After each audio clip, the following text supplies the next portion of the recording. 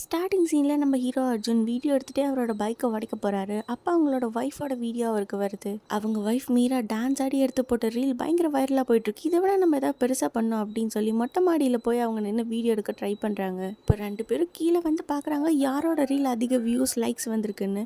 பார்த்தா அவங்களோட ஒய்ஃப் தான் இதில் வின் பண்ணுறாங்க.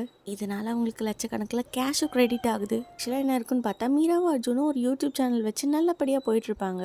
இருந்தாலும் நம்ம வைரல் ஆகணும் அப்படின்னு சொல்லி டிவர்ஸ் பண்ணுற மாதிரி கொஞ்ச நாளைக்கு எல்லாத்தையும் ஏமாற்றி மாறி மாறி திருத்தி வீடியோஸ் போட்டால் நாம தான் வைரல் ஆகும் அப்படின்னு அவங்க பிளான் போட்டுட்ருக்கு. அடுத்த நாள் எந்திரிச்சு பார்த்தா அவங்களோட யூடியூப் சேனலே டெலீட் ஆகிருக்கும். அது திரும்ப அவங்களால ரெக்கவர் பண்ண முடியாது. 2வது சேனல் ஆரம்பிப்பாங்க, ஆனால் அதுவும் பெருசாக ஓடாது.